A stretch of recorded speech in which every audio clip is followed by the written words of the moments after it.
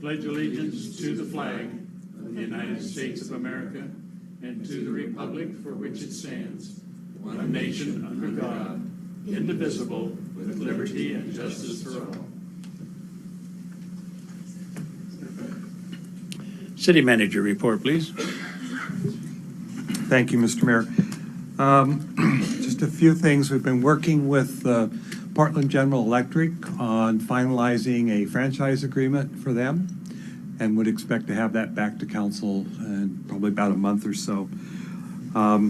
Also, last week I was invited to a meeting that Portland General Electric put on regarding House Bill 4036, which is well, I can't remember, it's a long title, but Clean Energy Bill is the main title for it, which is an attempt, I think, to compromise between the utilities and the environmentalists on targets and avoid a November ballot measure setting limits. So it was a very interesting meeting.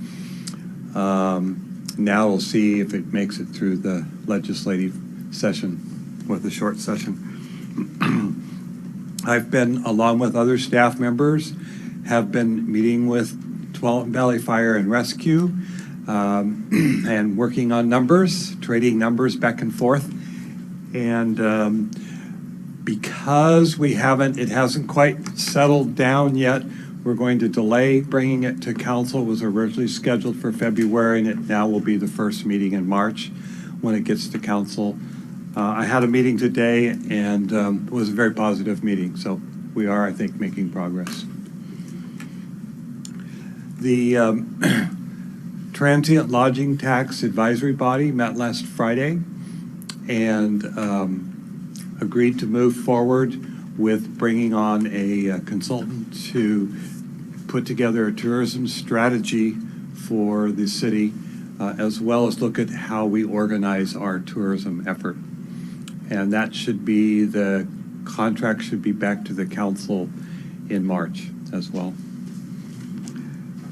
And among other things that's been taking up my time, we are working hard to put together a facilitation process for the bypass based on the recommendation of the Planning Commission. And as of today, all the parties have agreed to the process that we're putting together. And so we hope that the contacts from the facilitators will start yet this week.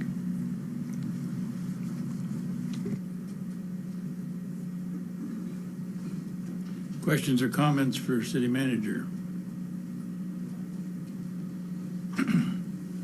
None appearing, we will go into the area of public comments. I have nobody signed up for any public comments at this time. So public comments is open and closed. And with that, we move to the consent calendar and pleasure of the council, please. Councilor Corey. Mr. Mayor, I'd like to make a motion that we approve the consent calendar. Second. It's been moved and seconded. Corey, on the second, to approve the consent calendar. Is there any further discussion? The question has been called for. All in favor signify by saying aye. Aye. Those opposed, same sign. None appearing. Consent calendar is adopted. Yeah. No crosstalk, you guys. With that, we're going to move into a public hearing.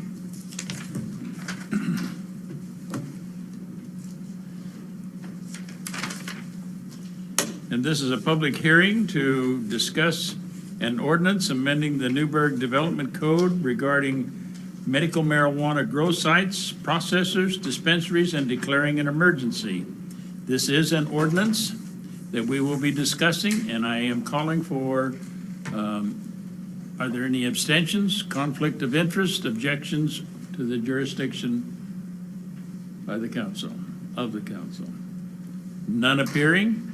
We will now move into the staff report. If you may, Mr. Rux. Thank you, Mayor. Doug Rux, Community Development Director. As the Mayor indicated tonight, we have a public hearing, a legislative public hearing regarding medical marijuana grow sites, processors, and dispensaries. I guess I should start by first entering the entire staff report into the record.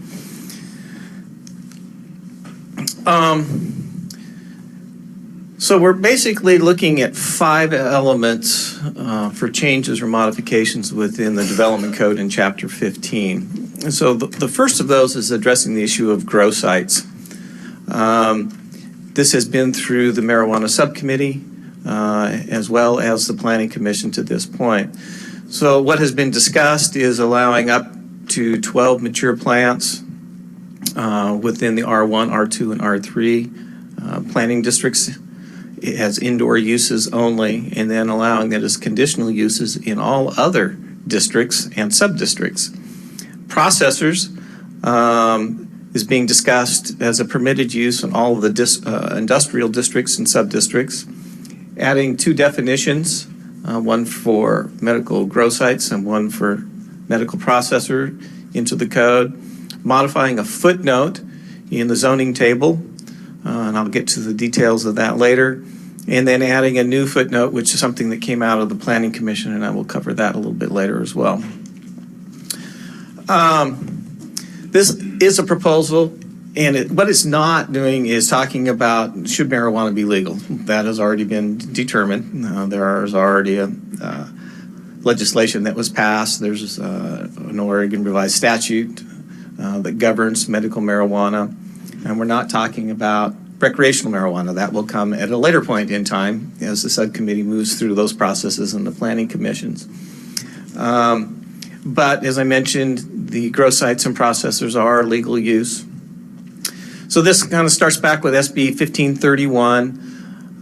Then it moved into April of 2015 when the council approved land use regulations for medical marijuana dispensaries within the community.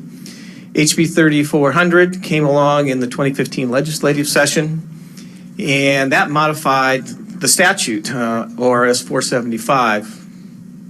And I'm touching buttons I'm not supposed to. And in HB 3400, it identifies as kind of a heading category that the operational provisions of the changes in the law to ORS 475 take place or take effect on March 1st of 2016. So the subcommittee and the planning commission have been moving forward to try to get something in front of the council for your consideration. That's why you have an emergency clause attached to the proposed ordinance. Back in September, on the 8th, this council established a subcommittee which consists of Councilors Rourke, Bacon, and McKinney, and a non-voting member in the mayor, and Councilor Rourke was elected to be the chair of that particular subcommittee. A couple of other pieces, just because we've been talking about the marijuana issue for some time now, is that the council adopted an ordinance banning the recreational sales of marijuana out of medical marijuana dispensaries back in September on the 21st. You initiated this development code amendment on December 7th based on a recommendation that came from the marijuana subcommittee. That subcommittee developed a recommendation that went on to the... If I may interrupt on that moratorium or that ban continues until what time, until when?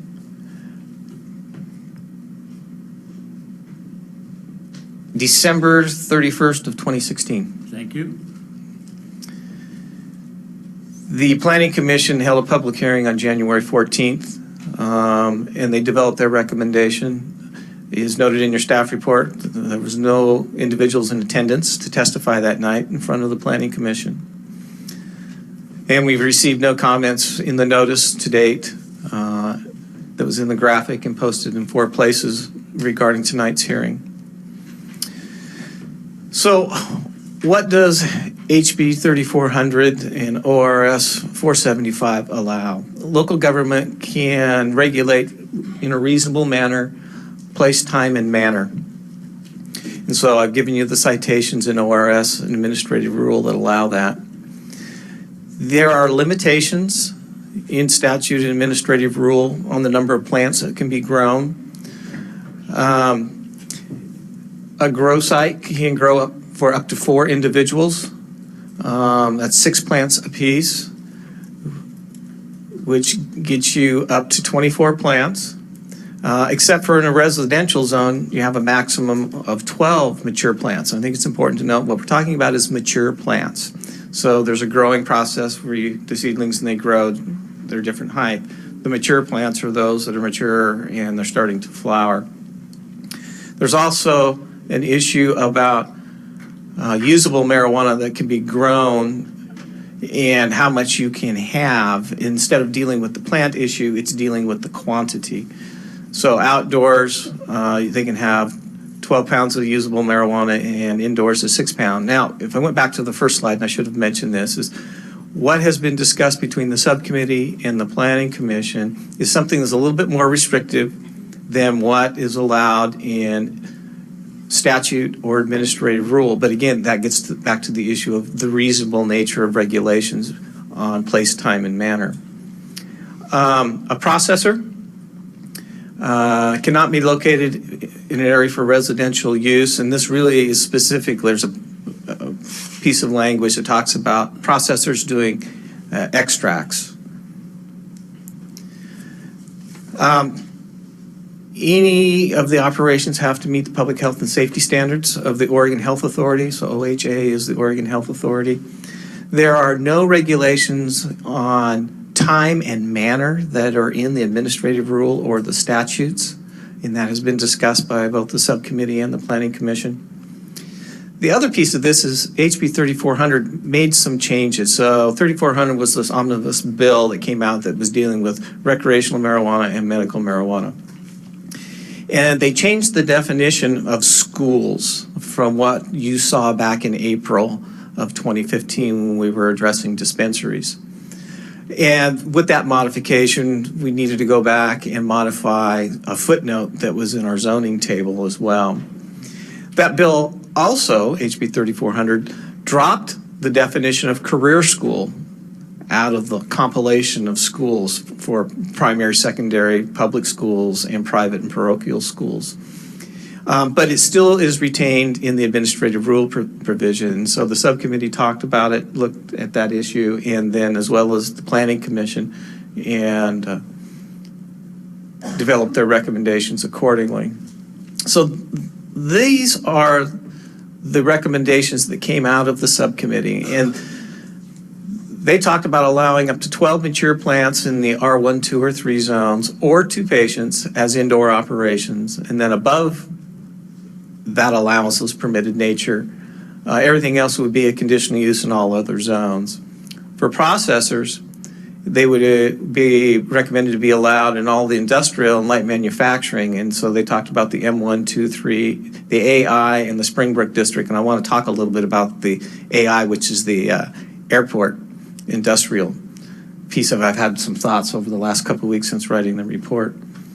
And dispensaries is removing, again, the definition of career schools and then changing the definition related to primary and secondary and private and parochial schools to match the state law. The Planning Commission recommendation was slightly different. It dropped the or 2 patients. They thought it was confusing. They said if you're going to permit it and it's regulated and they can't have more than 12 mature plants, then you don't need to address the issue of patients, and so just make it permitted in R1, 2, and 3. Got to be indoors operation, or it has to be an indoor operations, and then you have that limit of 12 plants. For the conditional uses, they were in concurrence with the subcommittee about allowing it in all the other districts or sub-districts. In the medical marijuana for the processors, they refined it slightly. It's still consistent with the subcommittee in the M1, 2, 3, and 4 in the AI, and where before the subcommittee said the Springbrook district, the planning commission talked about the Springbrook district employment specifically. They agreed on deletion of the definition of career school, taking that out of the footnote, adding the 2 definitions that have been proposed for grow sites and processors, which come right out of administrative rule and state law. Then again, modifying the footnote in the zoning table, removing career school, and then changing the definition for primary and secondary and private and parochial schools. So they were in alignment. But then they added a new footnote, and this was a discussion they had about electrical service. And this came up in the subcommittee as well about our homes that are in the R1, R2, R3 districts. Do they have the right electrical service in order to grow 12 plants or up to 12 plants? So they've made its recommendation to you to add a footnote that they have to have an electrical inspection for grow sites that are permitted in R1, 2, and 3. That means they would have to go to Yamhill County and get that particular inspection. Now, the reason I put this in, this addresses what happens when you remove career school. And if the laser works, you see this shape right here. So this is between Hancock and First Street, just to the west of Main Street. Back in April, when career school was included, it covered that area. By going with the new state law, Council, with your pointer, would you point to that again? I can back up, Counselor. So it's this area right here. Oh, yeah?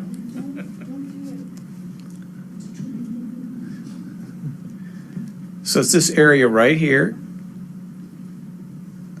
And if you go to the next slide, you can see that that area would have been right in here.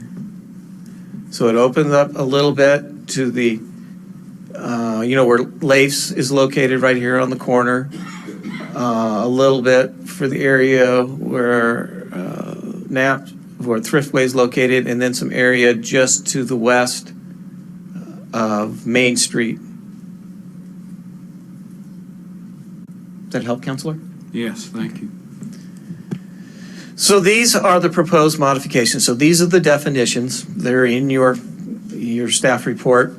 And again, these come out of Oregon Revised Statute Administrative Rule. They mirror each other. They use the same definition, which is really nice.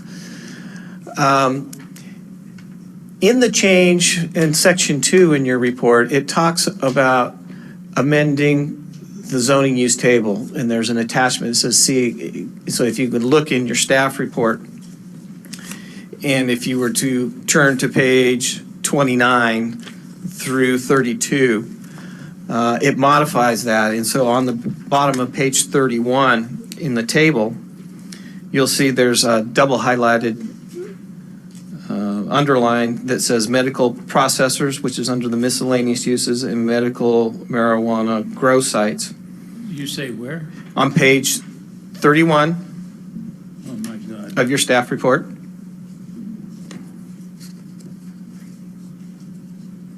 If you go to the last two rows in the table on that page, you'll see a bold text that is double underlined. No. I'm on page 31. Or am I? Yeah. Doesn't that say page 31? Go to the next. Oh, I was looking at the footnotes. No. Bottom of the table, Bottom of the table, thank you. the last two rows, bold text, double underline. The first one is medical marijuana processors. If you go across the row, you'll see a P. You'll see four of those, and that's M1, M2, M3, M4. And then the P all the way at the far end is the AI, which is the airport. And that's one you may want to consider. You may not want to include that. Giving some further thought, that particular zone is for aviation-related industries, is a processor, medical marijuana processor, really aviation-related. The next row has the grow sites, and you'll see in the R1, on the first three columns, R1, R2, and R3, you'll see a P for permitted, and then you'll see a footnote, 36 and 37. And footnote 36 talks about allowing up to 12 mature plants indoors only, and 37 is to provide for an electrical inspection for those permitted uses in those 3 zones. All the rest, consistent with subcommittee and planning commission, proposed to be conditional uses. If you turn to Question. page 33. Question? Yes. Mr. Bacon? The 12 plants, that's only for residential. The rest, no. If you're outside of the residential, then by the law, you could grow 48 plants, but you'd have to go through a conditional use. The conditional use would require to go in front of the planning commission. The planning commission could look at that compatibility of that use, and that was discussed at the subcommittee as well as the planning commission. Now, there are a few caveats to that, so that if you are, let's say, in a commercial zone and you had a processing facility, or I should say, the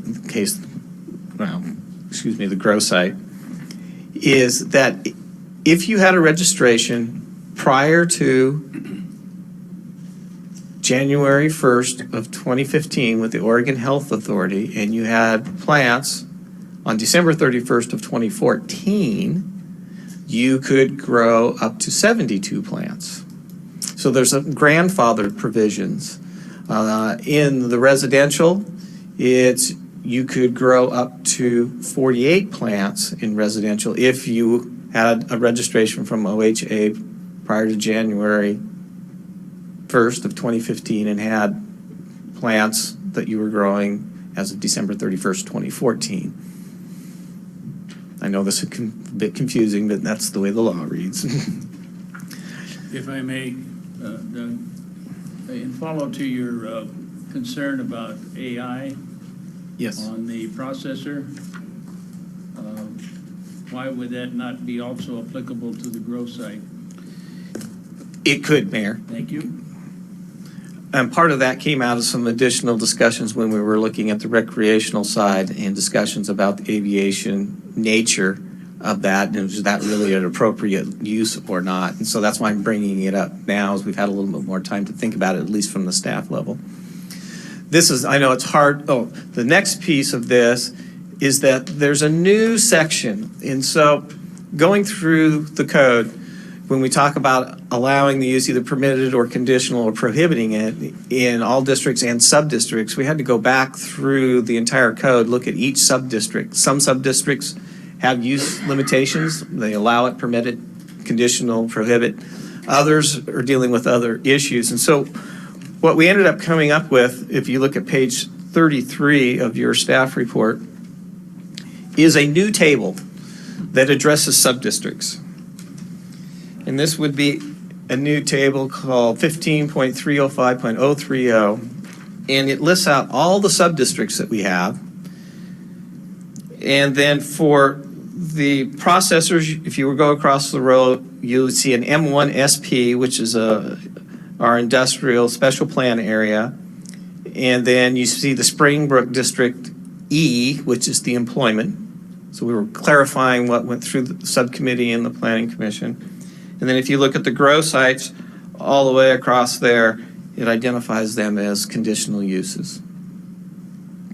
The next piece in this is, again, the modification to this footnote number 35, which is in the zoning table 020, striking out the old language that you saw back in April, inserting the new language, which is underlined, and dropping the reference to career school. And then footnote 36 in table 020, again, allows up to the 12 mature plants or 2 patients. And again, so that's something you'll have to kind of walk through. Do you want to keep the 2 patients, or do you just want to drop it? The tongue is faster than the mind. I need to go back to your Exhibit A, Attachment 2 on page 33. Yes.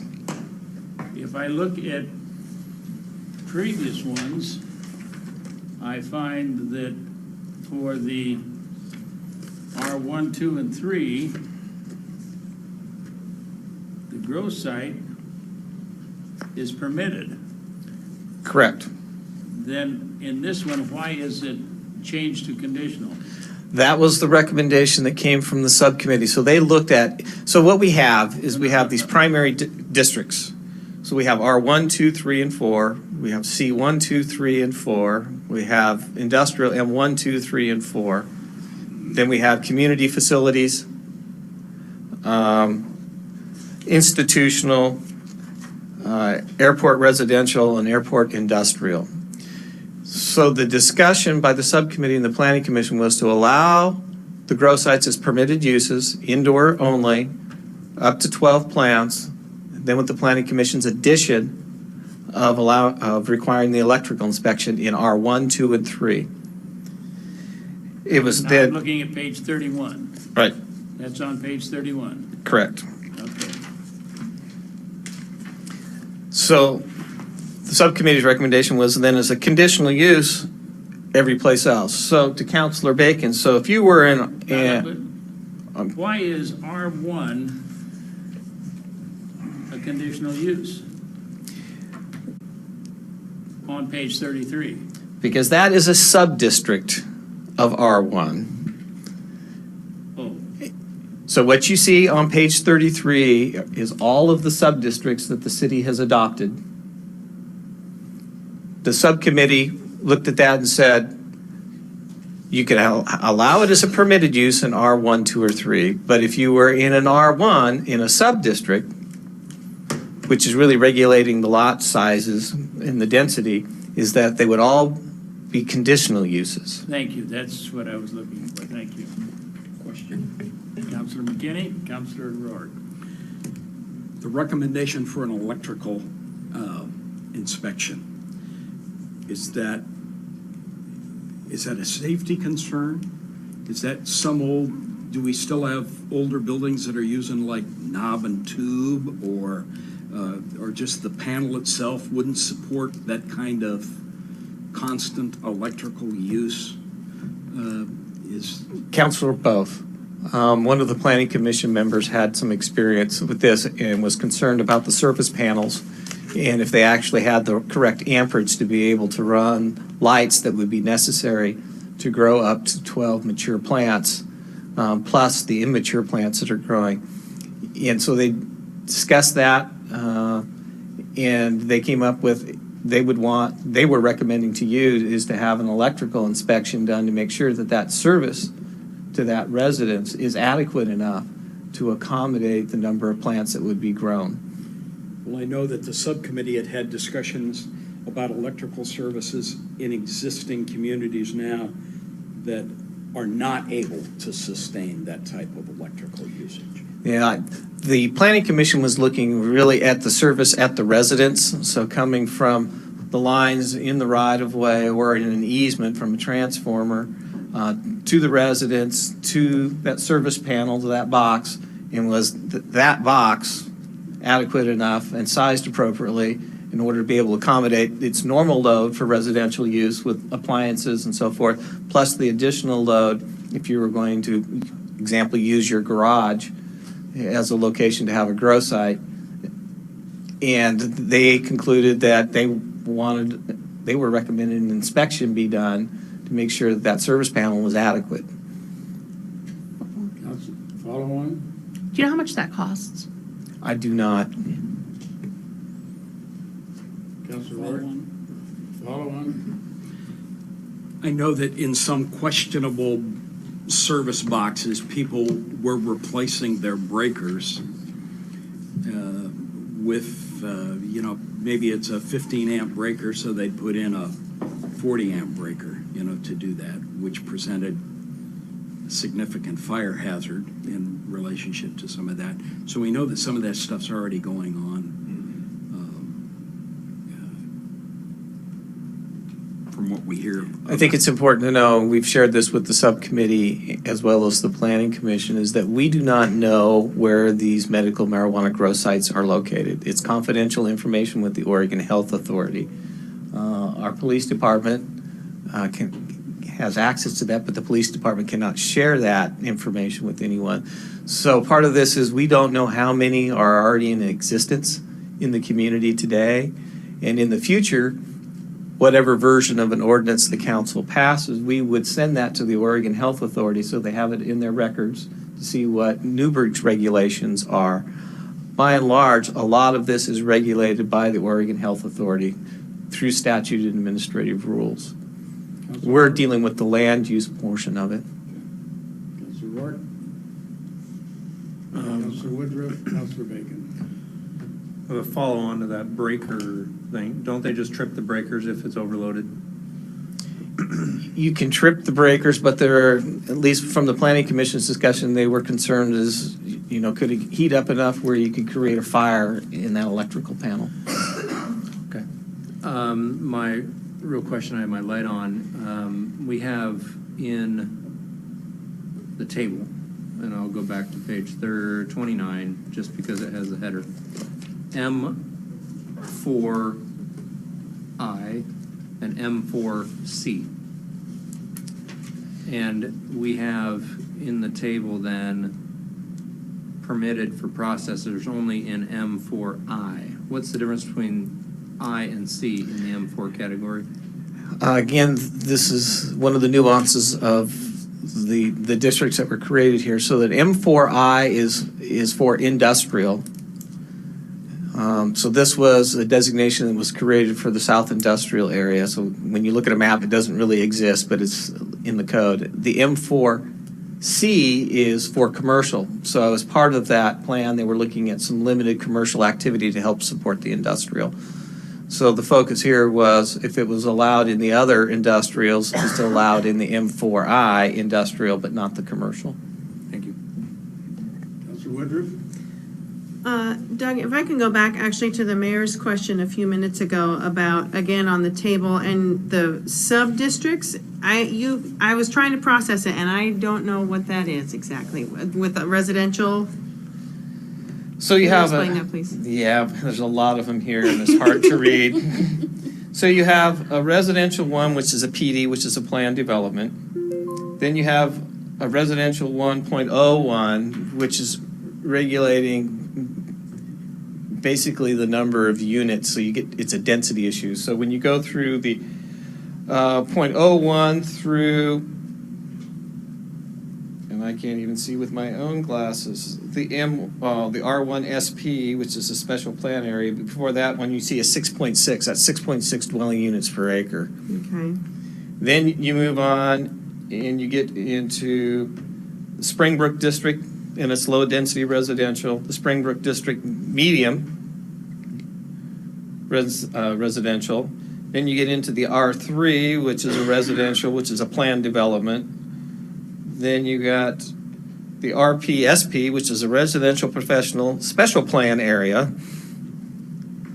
And our RP areas are small parcels that are usually located and surrounded by residential areas. Typically is what you'll see. The RPLU is a residential professional limited use. There are a few parcels in the community that are zoned that way. Then you have the AO, which is the airport overlay. Then you have the ARO, which is airport residential overlay. Then you get into commercial, and so you kind of go down through the table. So there's all these sub-districts that were created underneath the parent district. Okay, follow on. So I guess I still don't quite understand why in each of the specific sub-districts it's listed as conditional if in the, if I find the right page, if it's permitted in the main, yes, thank you. If it's permitted in R1, then why is it conditional in some of these specific sub-districts? I might address that back to our subcommittee members.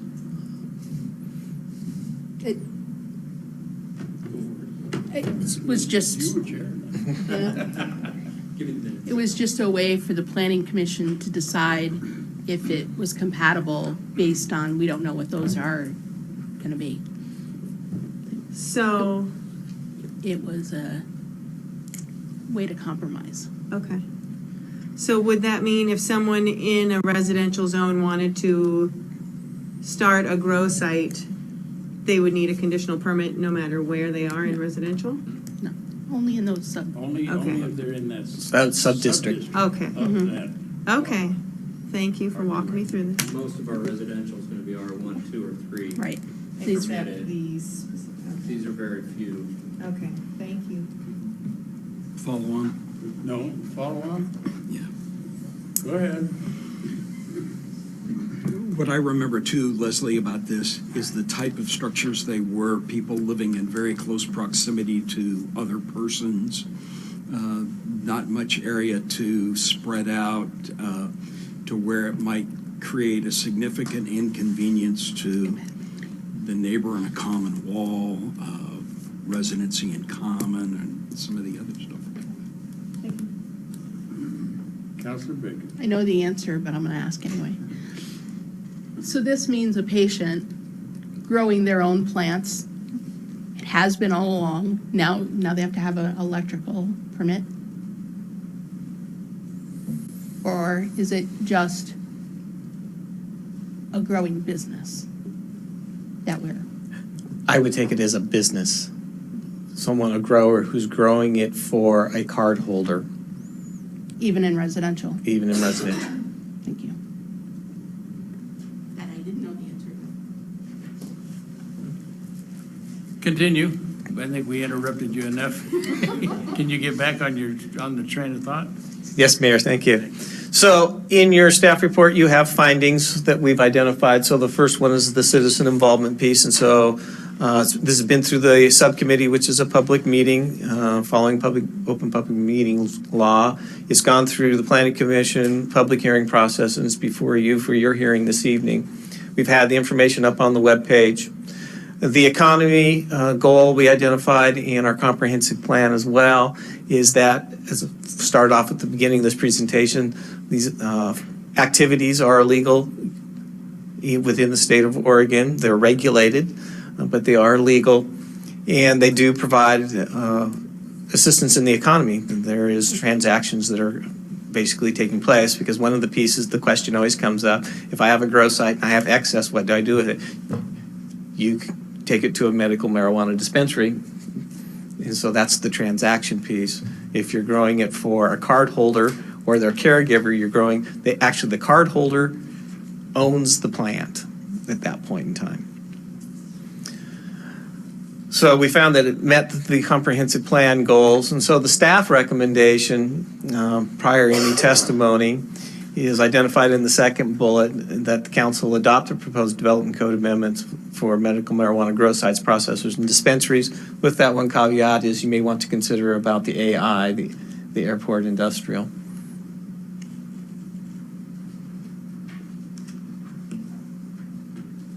Any further questions at this time for the staff? Thank you, Doug. We have one individual that would like to provide some citizen testimony, so we're going to let Doug exit stage left. And I'm going to invite Mr. Doug Hauer.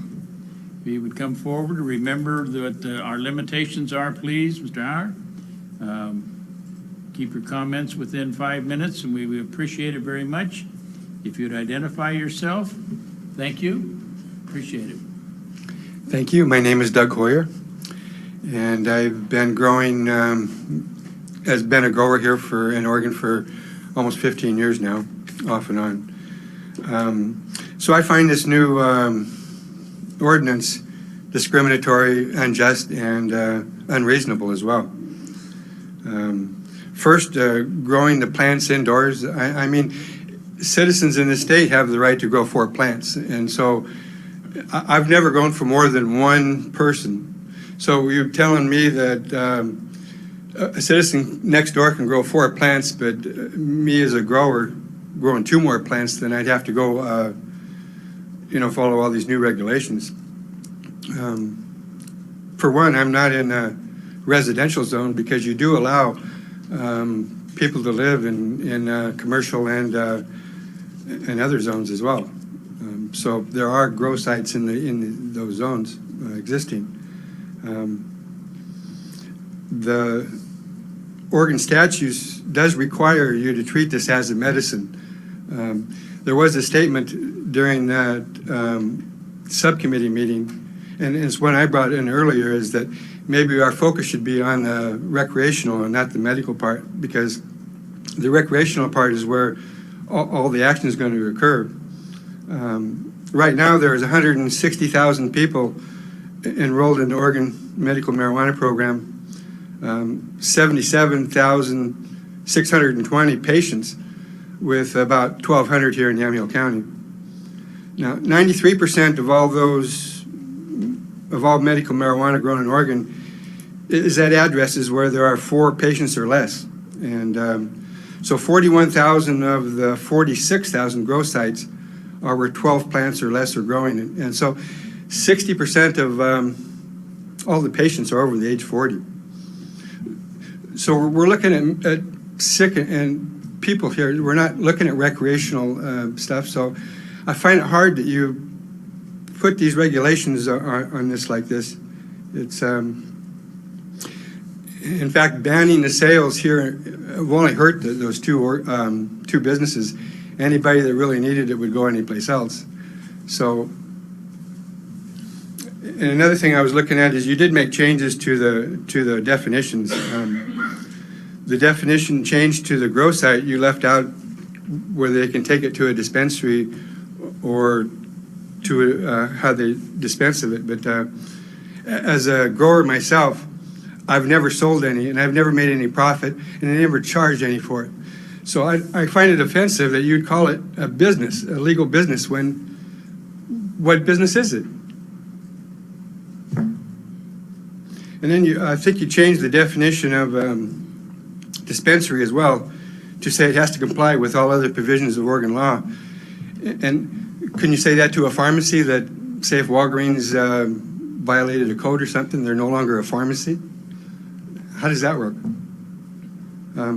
Just some questions I thought I'd have. Also, another one is that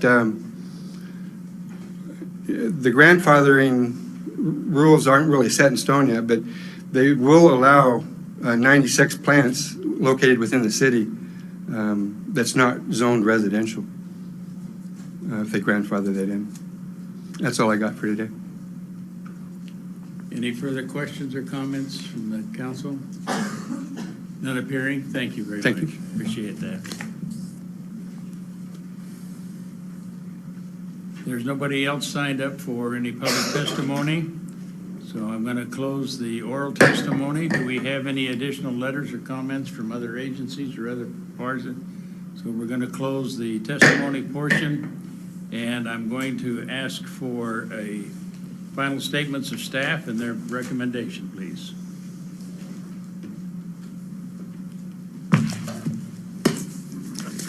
Thank you, Mayor. Doug Rux, Community Development Director.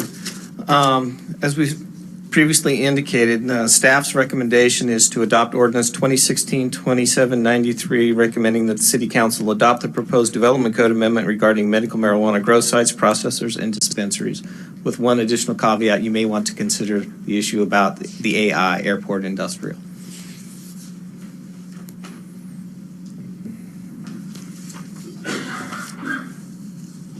Thank you. I have a question for him. Question? What would that recommendation be, just to complete? For the Um, AI, just take it out? Remove it Remove as a it? use allowed in the AI, both for the processors and for the grow sites, as it's not directly related to the purpose and intent of the airport industrial, which is to be aviation related. Thank you. Thank you. Any further questions? I'm going to close the hearing, and the council will go into deliberations. You've heard the recommendations of staff. You realize that there are deadlines, and you've heard a recommendation for one piece of amending language that you're adopting. So as you're looking at this, if you want to proceed with your deliberations and move into a decision this evening, the chair would entertain a motion to waive the second reading.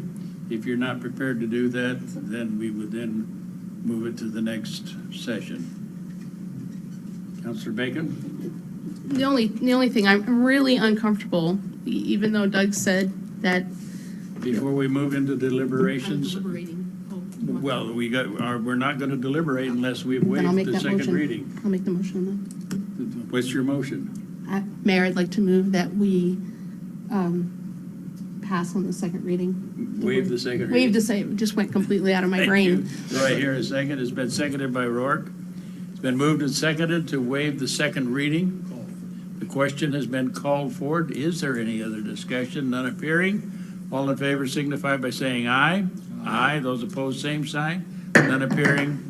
The second reading is waived. All right. Now, to deliberations. Counselor Bacon. I'm really uncomfortable with the electrical permit being required. On the subcommittee, we lowered the number of plants so people didn't have to do that. They were allowed to, I think it was 24 plants originally, and we lowered it to make it safer. And I just want to make sure that we are not making it harder for people who are growing for their friends, or like Doug said, they just grow for patients because they are compassionate people. It costs a lot of money to grow. It's not free. But we lowered the number so we didn't have to require electrical work. And that was based on people who came to the subcommittee and testified. If we do go through with this, I would be more comfortable if it clearly states somewhere that a patient's growing their personal plants in their house did not have to get a permit, electrical permit inspection. That's all. Oh, there's a difference between a permit and an inspection. I meant inspection, sorry.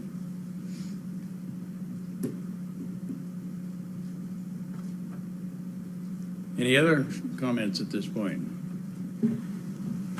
Before you is the question of adopting an ordinance to the Newberg Development Code regarding medical marijuana grow sites, processors, and dispensers, and declaring an emergency.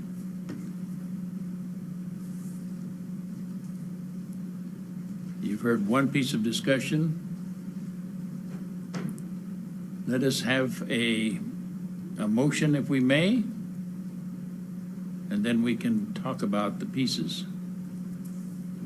Chair would entertain that motion. I have a little follow-on to Denise's remarks, if I may. You may. I live in a dwelling that was built in the 1970s, and some of the amperages and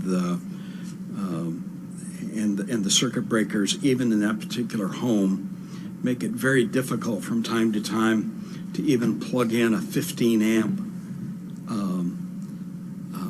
vacuum cleaner without significantly, tripping the wires or whatever. Now, ours happens to be one to where by the time that the circuit breaker is tripped,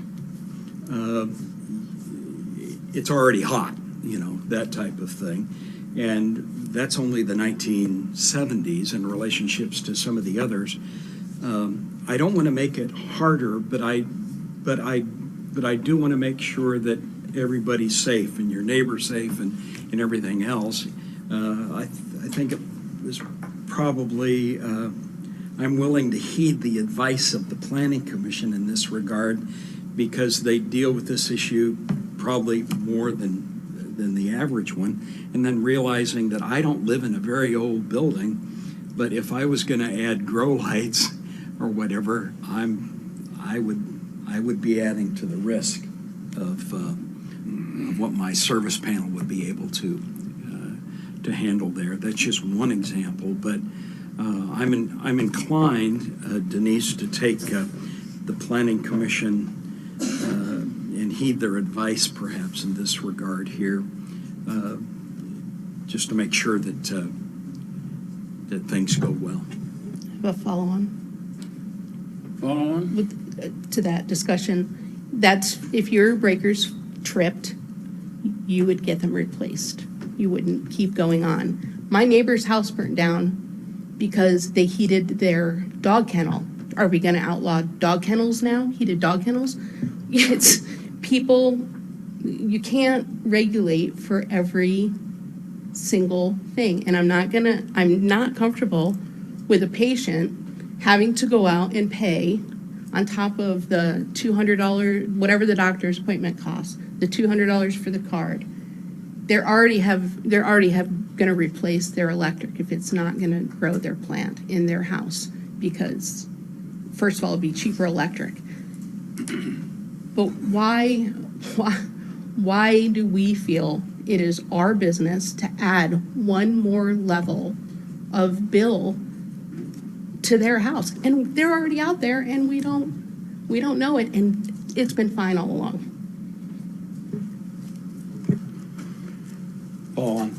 Follow on. I had to buy a permit just to change my circuit breakers.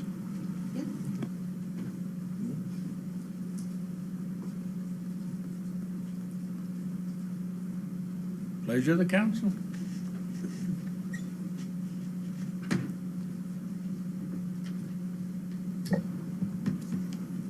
I'll do it. Counselor Rourke. Mayor, I move to adopt ordinance 2016-2793, an ordinance amending the Newberg Development Code regarding medical marijuana grow sites, processors, and dispensaries, and declaring an emergency with 2 exceptions to the ordinances presented. I would like to remove the electrical permit requirement from R1, 2, and 3, and remove AI from the tables as a permitted zone. Second.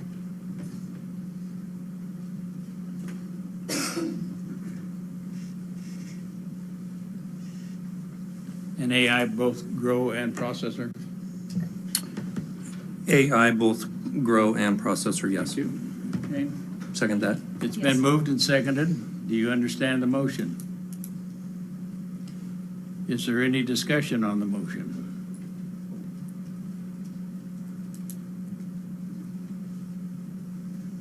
Call for the question. I haven't, I'm not gonna honor that right now. I'm still struggling with this issue of the electrical inspection. I know from personal experience and from experience of those around me, it's not so much an imposition on the grower as it is really a public safety issue. And I know the expense that we have incurred as a city for having to respond to some of these situations where the service is not adequate for what is being drawn on it. And we've had to do that, and whether we owe it to the protection of the community, we owe it to the well-managed finances of our city, or whether the issues that you bring up, which I think are very important, the compassionate issues of recognizing those. Is there a way of identifying, I believe you said, that person that is a patient grower rather than somebody growing that isn't a patient grower? And can a patient grow for more than themselves? Is there a way of protecting or mitigating that cost to that individual?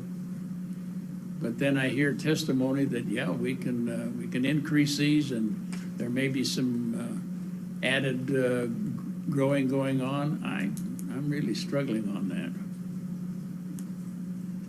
that. Any other concerns? I have a question, no concern. Question? Does staff have any stats from the Newberg Fire Department on any fires from electrical issues in medical marijuana grow sites in residential areas? Doug Rocks, no, we do not. We don't know where they are. They're confidential. We know where the fires are, Yeah, then we know what causes those fires. but I don't think they can tell us that that's a grow site. That's our problem. Oh, man. You've heard the motion. There's been a call for the question. Is there any further discussion?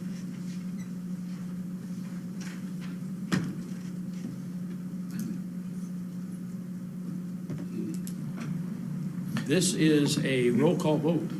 Mr. Mayor, It's not a voice vote. Yes, I'm trying to capture this with the amendments, thank you. just for some clarification. So, as I understand Councilor Rourke's motion, it was to remove footnote 37 from the zoning table.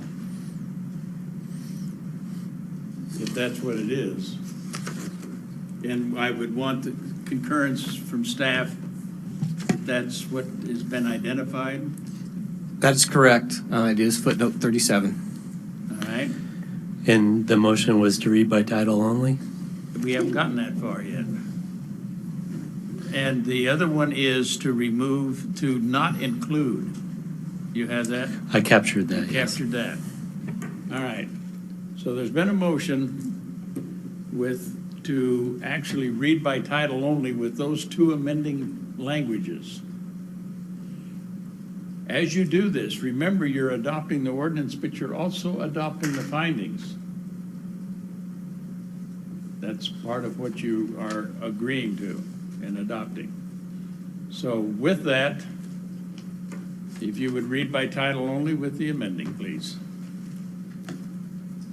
The question has been called for, so read by title only.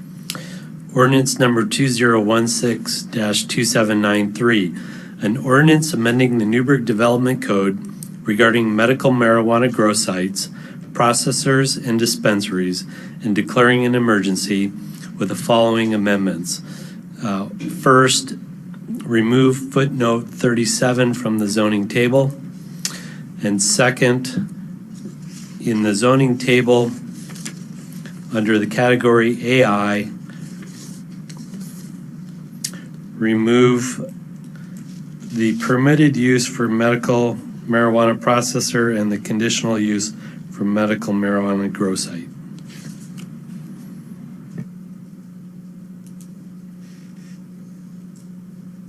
You understand the motion? Roll call, please, city recorder.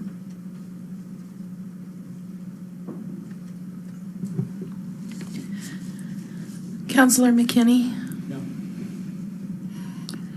Counselor Rourke? Yes. Counselor Bacon? Yes. Counselor Woodruff? No. Counselor Corey? Yes. Counselor Essen? Yes. Mayor Andrews? No. 4 yes, 3 no. Motion passes 4-3-0. Thank you. Appreciate that. Now we will move to, I got to catch up on my homework here.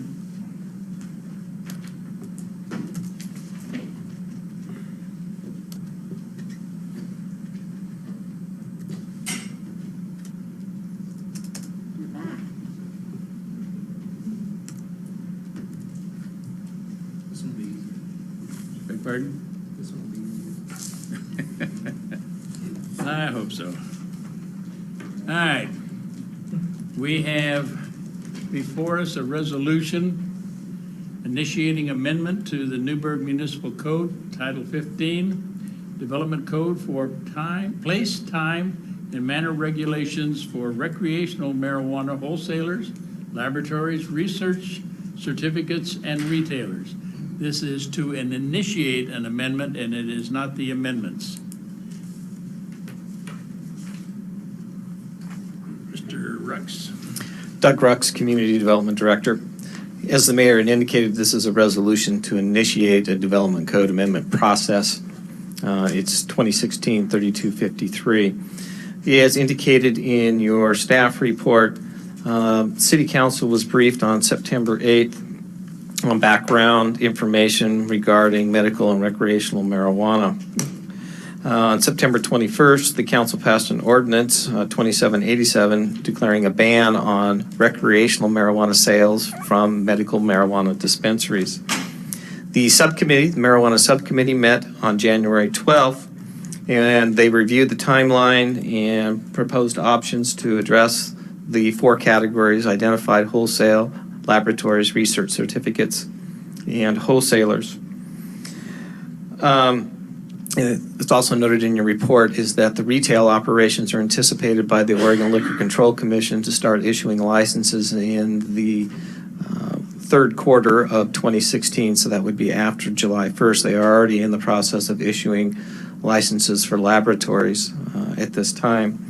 The subcommittee ended up passing a motion 3-0 directing staff to bring forward to the council this initiation request. As the mayor indicated, this is not a decision on any of the specific merits of the proposal, but it does start the process where we would go back to the subcommittee for their review and a recommendation that would be developed and then taken forward to the planning commission for a hearing and then back to the city council for another public hearing.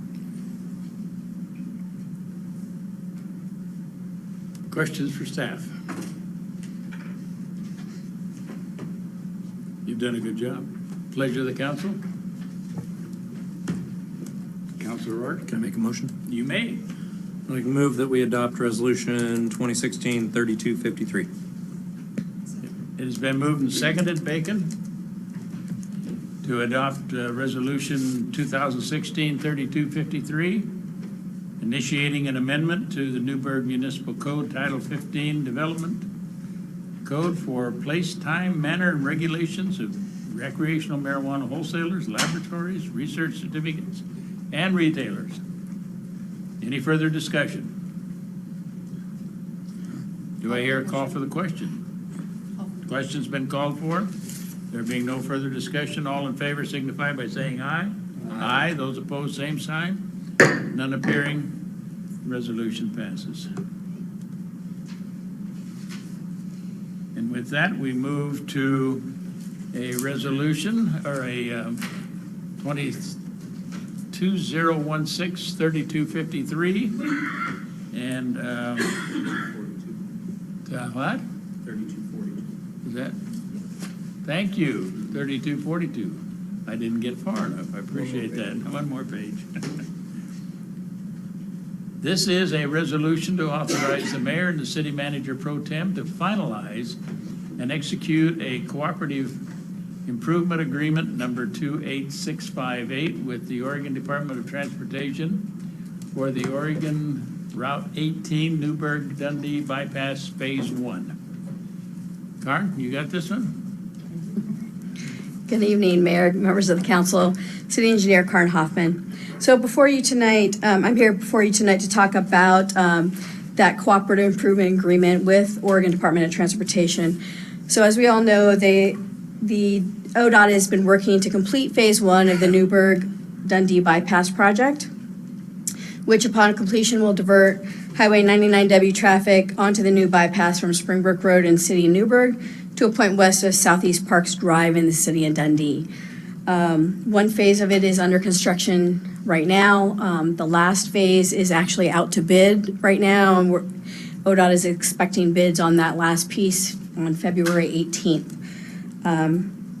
Construction of the project is expected to be fully complete by 2017.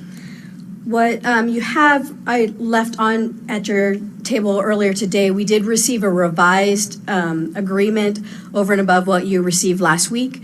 These are last minute changes that have been worked out between ODOT and city staff, and we received them today, so that's why you're getting them today.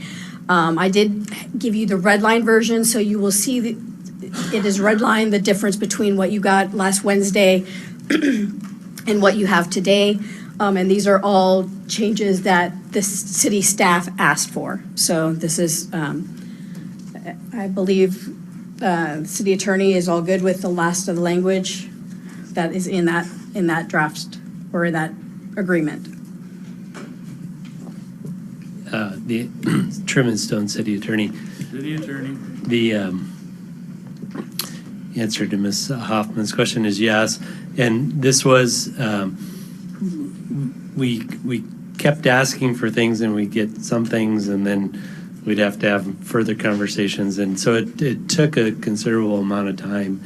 And up until 5 o'clock on Friday afternoon, we were still hammering out some of the details. So the attorney from Department of Justice representing ODOT and I reached some agreement on the language, and then she had to take it up the chain of command to ratify it. Specifically, the language that made this contract effective to 2014.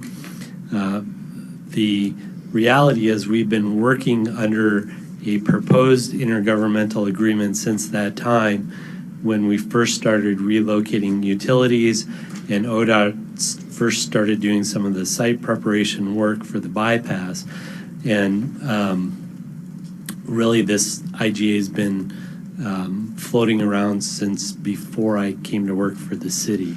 So it's been some time, but I felt it necessary that the agreement cover work that's already been completed or at least been started. And so that took some extra steps to go through the state process. But ultimately, those are in this agreement that's before you tonight. So I wanted to go over a couple of other highlights just of the agreement as it is. One to note is that Springbrook Road between Oregon 99W and Oregon 219 will be designated as a state highway until the bypass is extended easterly to 99W. I have a question on that, if I may. I Yes. asked it earlier, and I didn't get a definitive answer at the time because really the answer wasn't available immediately. There has been discussion before this council in the past on jurisdictional ownership of Springbrook Road. And I do not remember the whole sequence, and maybe the council can help me. But we had for some time ownership of Springbrook Road, only part of it, not all of it. And I do not recall that we have authorized or accepted a jurisdictional transfer of all of Springbrook Road from 99 clear through to 219. Do we have that in place? Mr. Mayor, again, Truman Stone City Attorney. That was a question I asked as well, and I did the research, and the jurisdictional transfer occurred, I believe, in 2011 or 2012, and there was a resolution of the council accepting transfer. I will accept that. I just cannot recall that. Thank you. Continue. Thank you, Mayor. So there will be sound walls that will be installed along certain portions of the residential specifically on Springbrook Road and then also on 219 down near Winooski Street. And the city will maintain those sound walls along the right-of-way and then any landscaping that's constructed as part of the project. A couple other things. ODOT is responsible for all costs associated with construction and installation of the project, minus the local match. They will be constructing an emergency access onto the elevated portion of the bypass from Weatherly Way per the city's request. This is a request that has came from both the police department and the fire department asking for this emergency access. And it was a struggle to get it, but we did finally get it in the agreement, and ODOT will be constructing it. So that's a big plus for us. ODOT has also agreed to construct a signal at the intersection of Oregon 219 and Everest within 5 years, assuming warrants are met. We have run the calculations and believe that the warrants will be met in less than 3 years. So we'll run them again once the construction of the rest of the project's complete. Pretty sure that'll happen, so we'll get that signal installed there. It's been on our plan. ODOT will maintain all the roadway improvements between the curbs and the traffic signals. Another very important piece that was put into the agreement in the last little bit was that ODOT will monitor the performance of the local street network. And if traffic that is bound for Wilsonville Road eastbound or traffic bound to the bypass from Wilsonville Road westbound causes a failure of an intersection on local streets, ODOT will construct the appropriate remedy. And then this agreement remains in effect for 20 years, but will be evaluated, reconsidered, and/or amended every 5 years, is the way the term reads. Just to remind the council, we did enter into a loan agreement with ODOT to finance our portion of the costs. Our portion is estimated to be $2,211,200. which is about 13.82% of the local match. So the local, and we have our installment payments will be set at $142,000 a year for that for the next 20 years. So, Counselor McKinney? Rate of interest. I don't know that off the top of my head, and I did not bring that paperwork. I apologize. That was an agreement that was entered into in 2013 by the council.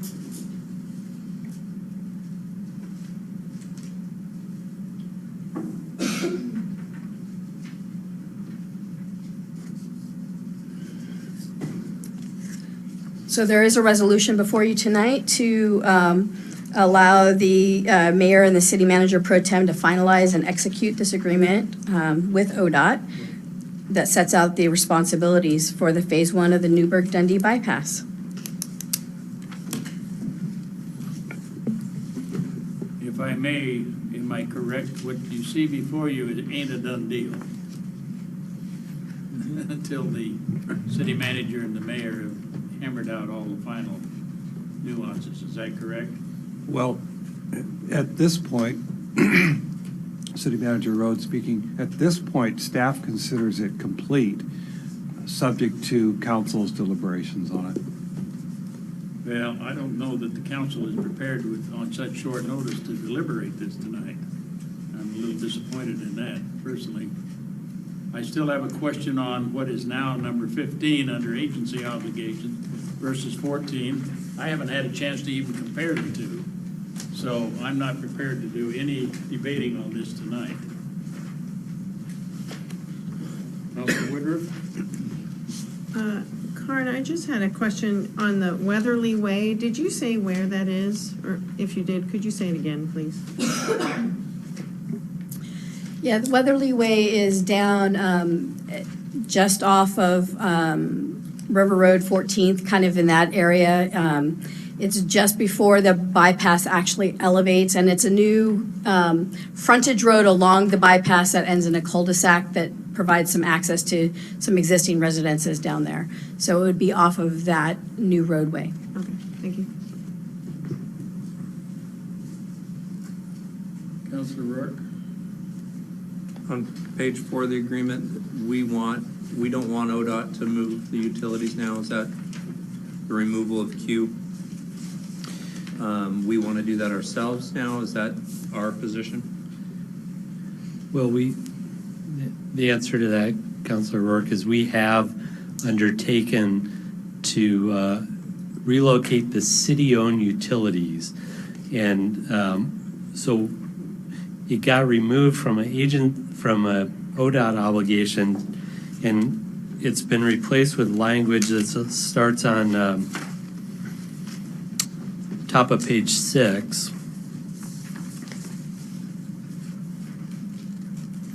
A new paragraph 7 that says the agency shall cause to be relocated or reconstructed the utilities in the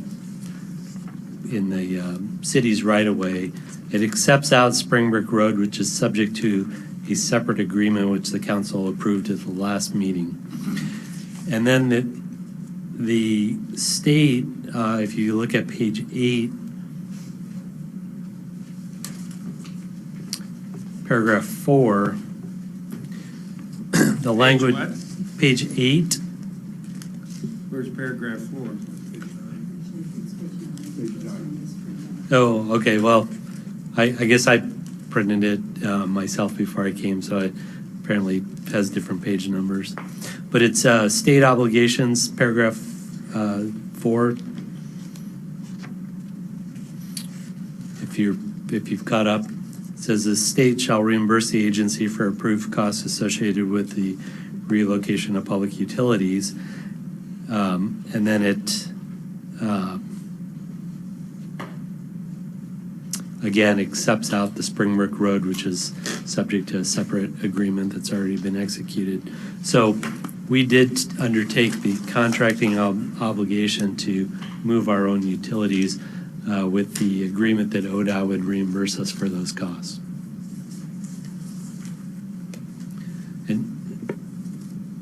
Mr. Mayor, while I have the floor, in the interest of providing accurate information, I have a specific answer to your prior question about Springbrook Road jurisdiction. Springbrook Road, what? The transfer of the Springbrook Road jurisdiction, it occurred July 19, 2010, Resolution 2913.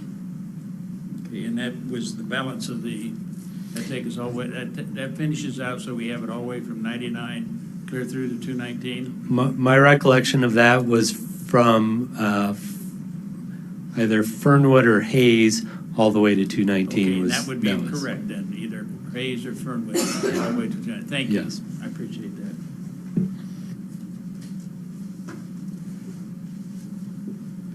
Hey, you got me to page 9 or whatever it was. I got a question on that one someplace in here.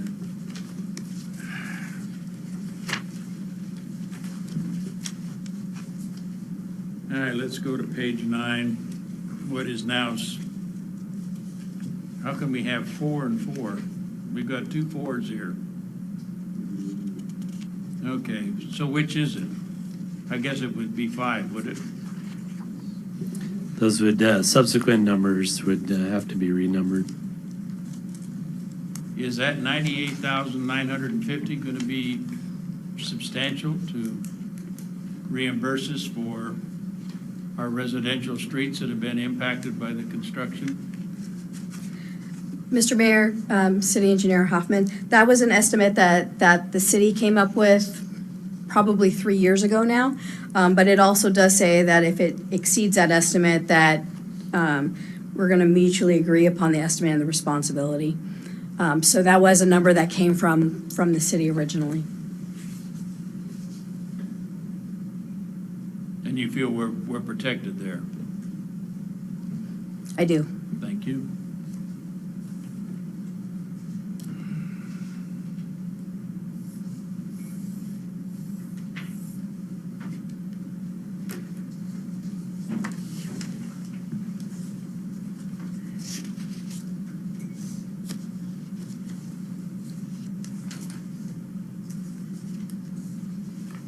Mr. Mayor?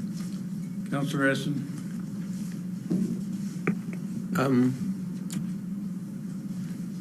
As I understood what you said, Mr. Mayor, we're not quite ready to negotiate, not negotiate, debate on this tonight. Is that correct? Well, I know I'm not, Yeah. until I have a chance to go through this. Right. And this is, now may I ask, Karen, was this, and I guess Truman, you must have been involved in this too. This is something that was being negotiated as late as Friday night? Correct. Okay. And this is being proposed to be approved tonight?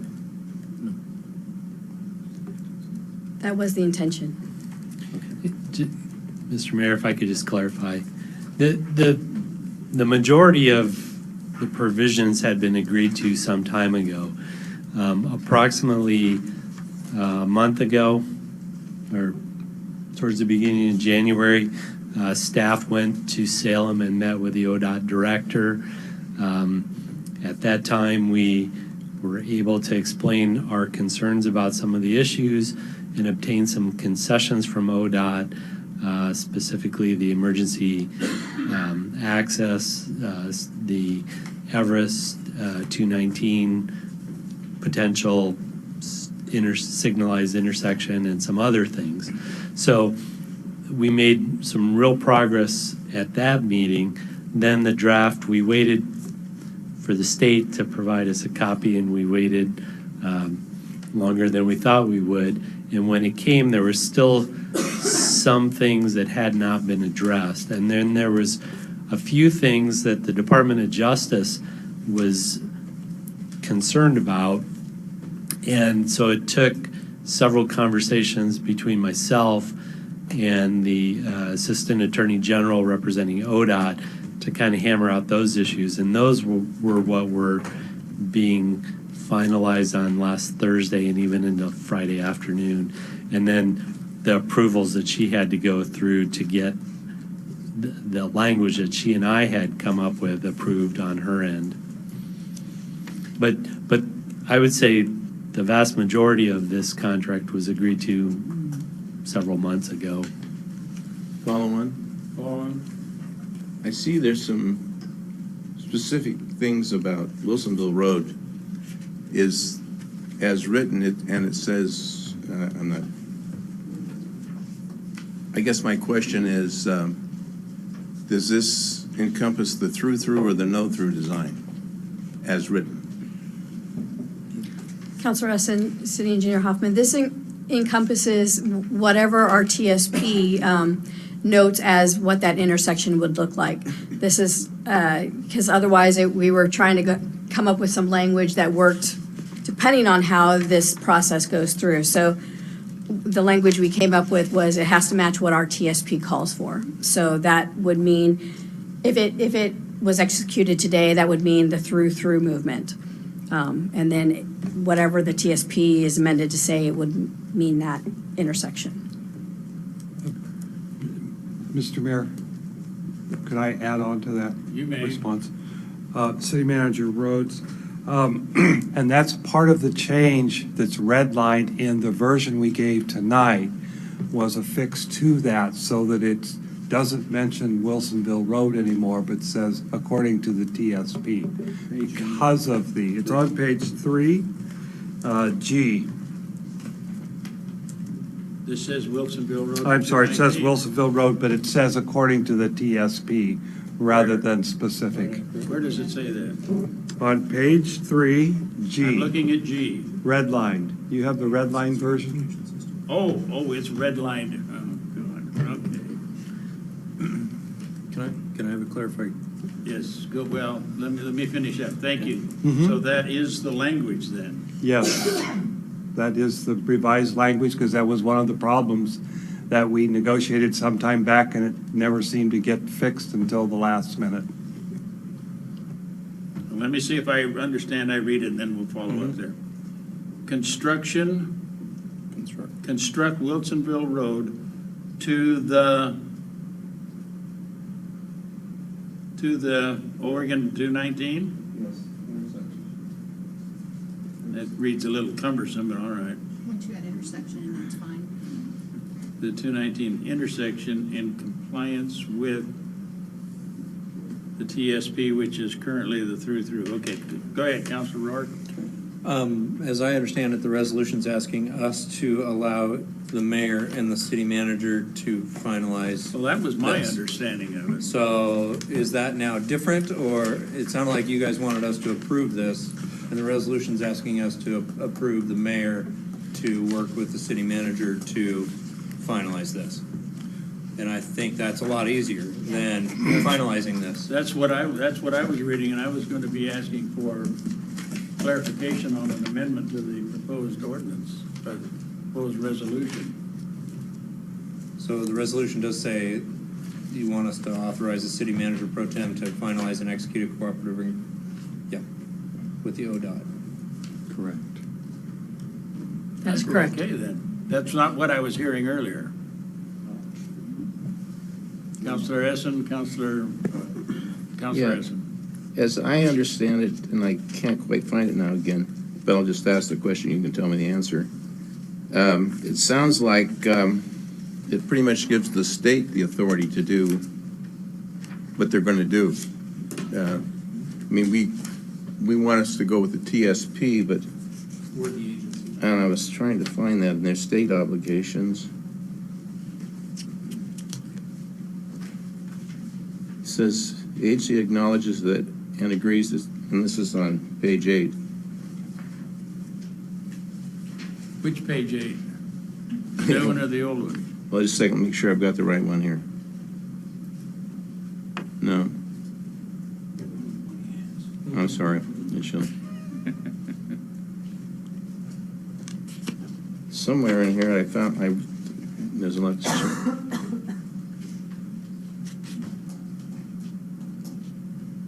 So there's agreements, I'm thinking that it'll authorize the state to, once the state had taken they had the option to do whatever it was necessary to do. No, that's not correct. Okay. That's the answer to that question. Then, and then you've also made agreements as to what they'll pay for, and that's been kind of gone over.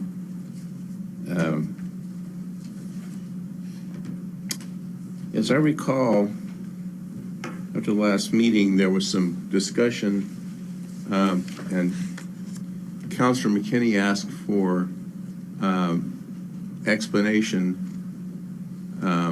of the entire, all the different, a better understanding of what was going on.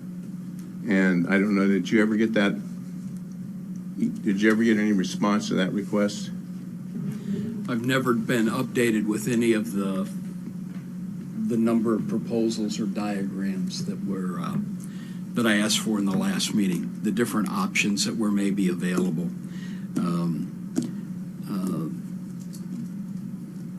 I've asked some people that I thought that might know that answer, but nobody's ever really been able to describe what the diagrams or what the proposed intersections might look like, particularly at that light, whether it's through or no through. What light? Or at the intersection. Wilsonville. There's been some description, there's been some proposals of an intersection with lights to the south of this particular case here. But no, I haven't received any diagrams or illustrations or any answers to the questions that I asked a week ago Monday. Follow on?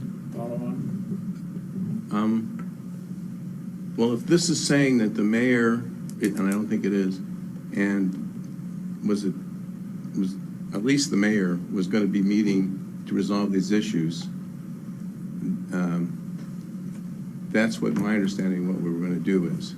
If it isn't saying that, then that's not what our agreement is with the state and a lot of other people. So, and I know the county has been involved. Having seen that letter, I think we're kind of mixing apples and Yes, oranges here. we're I getting- really do. I think we're okay with this, exclusive of that. It doesn't answer Councilor McKinney's desire, which I think are some of the various options that we asked ODOT to consider. Am I correct on that? Is that what you're thinking? Well, my understanding is that there are adequate descriptions, diagrams, possibilities. I don't know whether they number 5 or 8 or whatever it is, but there's always these discussions about these possibilities, but none of us has been given an adequate, up-to-date description and/or diagrams, including diagrams, of what any of those possibilities really If I look may, like. I think we digress. I believe either the city manager or Councilor Rux, or Doug Rux, how about that? You got upgraded. You get your makeup now. Anyway, Doug Rux can get those alternatives that we have proposed for ODOT consideration. I believe he can get those to you. Can you do that, Doug? City manager? City Manager Rhodes, those are part of the Planning Commission report that is available. If you go online, we will get a brief summary of those. It's nothing that we propose. That's what was in the material that ODOT gave to us on the amendment that went into the Planning Commission staff report. So that's available. We'll get a summary for you, but that's available now if you want to go online and take that. But again, we specifically got the wording in this agreement changed, so we're not committing to any particular alignment at that intersection. And if I could follow on to that, in fact, we're not committing to the specific alignment at the intersection, but ODOT is committing to building it in compliance with our transportation system plan, whatever that ends up the result of that is. Councilor Rux? Can I make a motion?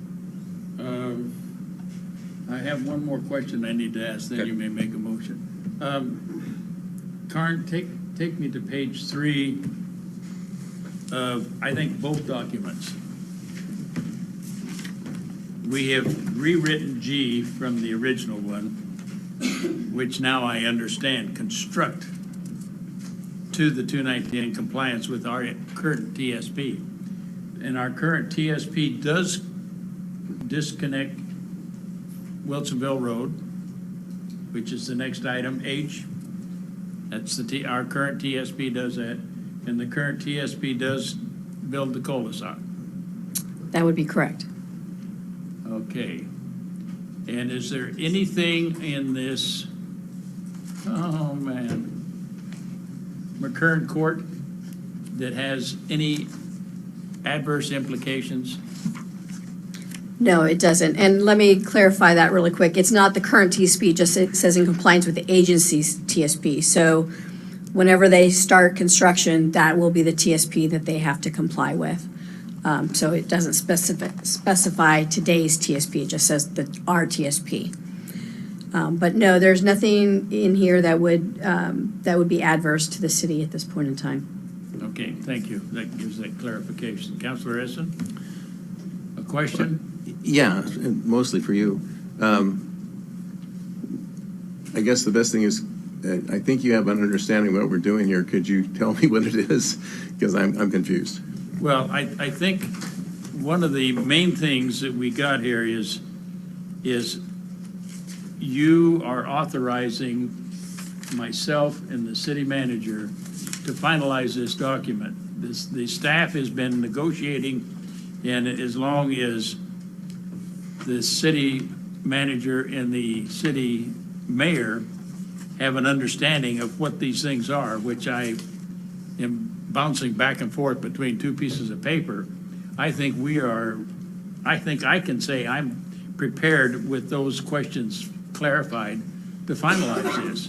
I think the main angst that we had, one, I had the jurisdictional questions, that's been cleared up. I feel very comfortable with that. The other one is we're dealing with our current TSP. We've cleaned that piece up, and I don't know, utility relocations, some dates in here.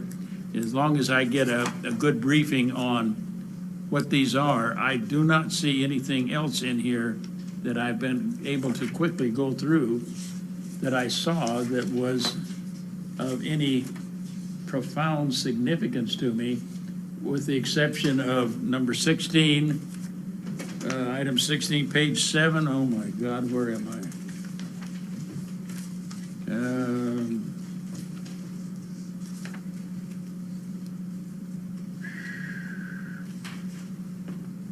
The new 17 was 16, 17 through 19 on page 7 of the new one, and I think those are really city attorney issues, and you're comfortable with those.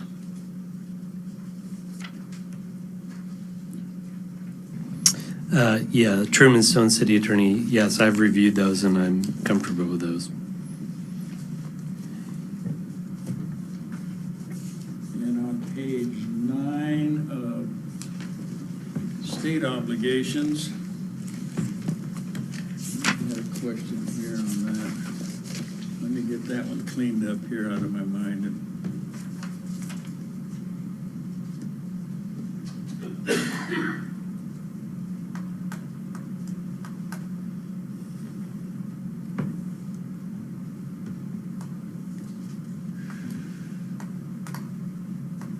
12 becomes 11. On page 10, our page 10, I don't know what it is on yours, Truman. The state shall upon signal turn on and proper operation perform all necessary, including those at 99W and 219, the intersection of 219 and Everest. So that does.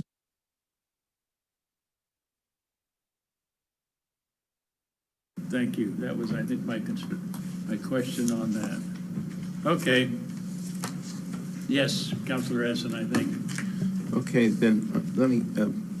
Are you calling me? So, I think Councilor Somebody Ross else? wanted to do a motion, so I think he was. I needed to ask one more question. Oh, question? Yeah, on 15, Page 15? page 15, that's the last page, is the letter from Matt Garrett.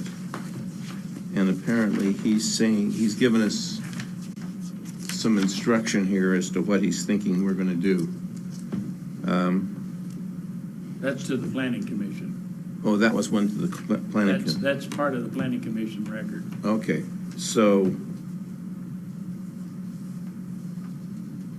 all right. So there's $3 to $5 million, $3.65 million to maybe do some other improvements. And that's what maybe you might be going to talk about, and that's what we're giving you the authorization to look at, or? Well, that's part of it, but it's also trying to bring all the parties to the table to come up to an arbitrated or a mediated compromise of some kind of, or agreement. I won't call it a compromise, I'll call it an agreement. Mr. Mayor, may I follow on to Councilor may. Essen? We felt it important not only to get the commitment from ODOT to potential mediation of impacts, but we actually had this letter incorporated into this intergovernmental agreement, which I guess belt and suspended their commitment. So not only did they commit in writing through the letter to the Planning Commission, but we've actually referenced and incorporated this letter into this intergovernmental agreement. Where is that incorporated? I think it's in the recitals, the obligations. It's in the what? We're looking, we'll find it.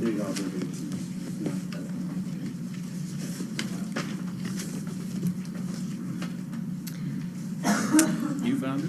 Clear as mud. It is on page 10, and it's number 13, the new number 13. Oh, this is exhibit B. This is Exhibit B. Yes.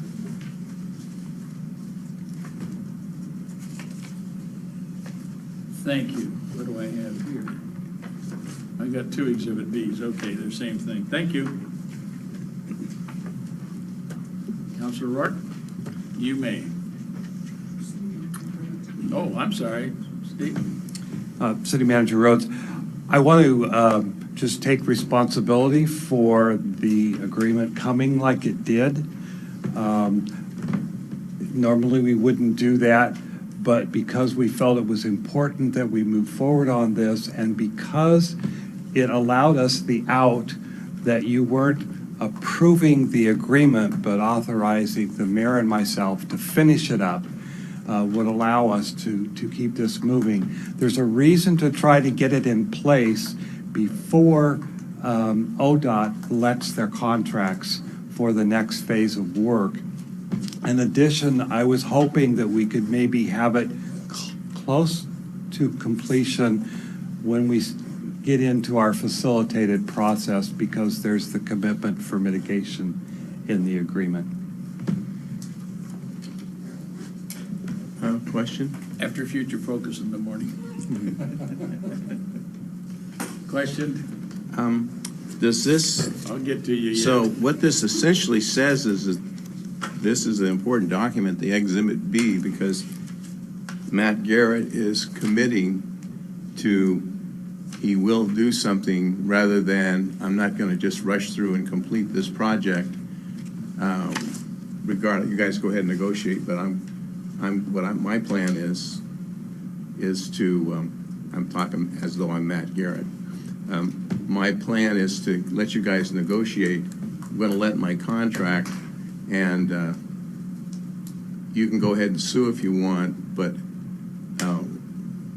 what's going to happen is you've got to get the judge to stop me, and I've got a $200 million project, so we'll just go ahead and finish it without taking into consideration that we're going through these negotiations. Would that be right? Have we done that? No, Okay. I'm sorry, that's not the right characterization. Okay. What he's committing to is that whatever is done if there are impacts after, he commits to mitigating those impacts. Please. Counselor Rourke. I'd like to make a motion, and the one that's in the, our agenda, not the one that's in the original packet.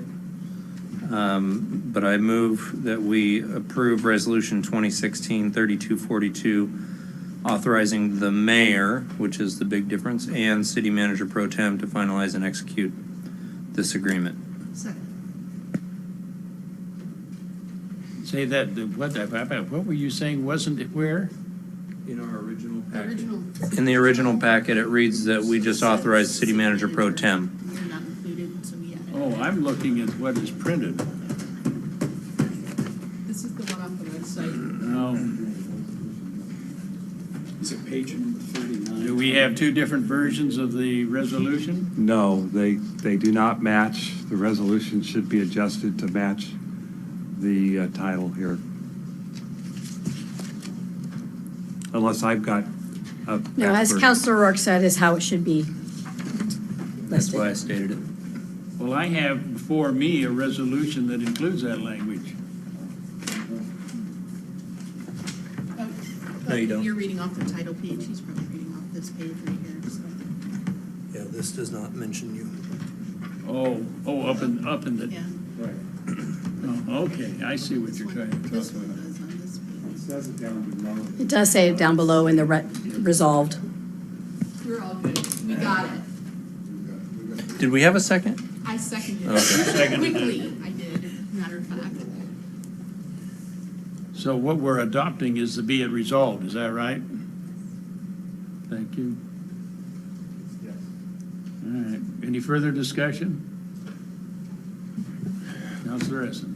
The only thing I'm concerned is,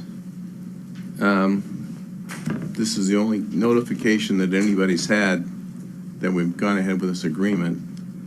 And I know that we weren't thrilled when the board got that request that they go to LCDC, and we had to come in at the last minute. So I think there's going to be some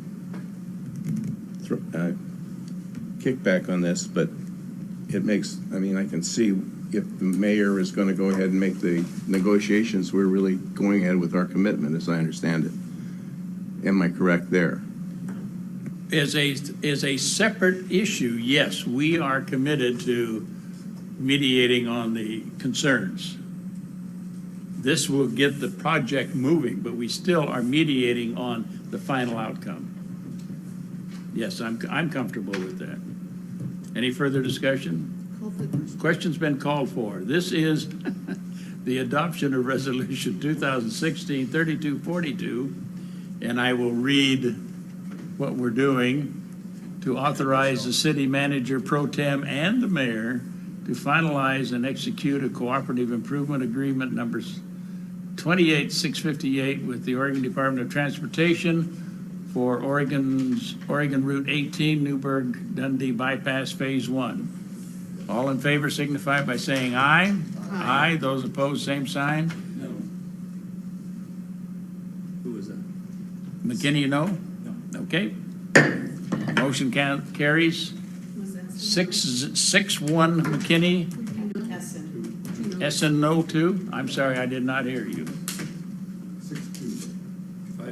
5-2. Come on, you guys, your arithmetic is terrible.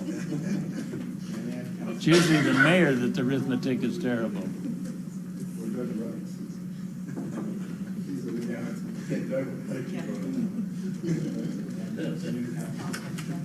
There being no further city council business that came before us, we are prepared to adjourn unless there is something that is really burning.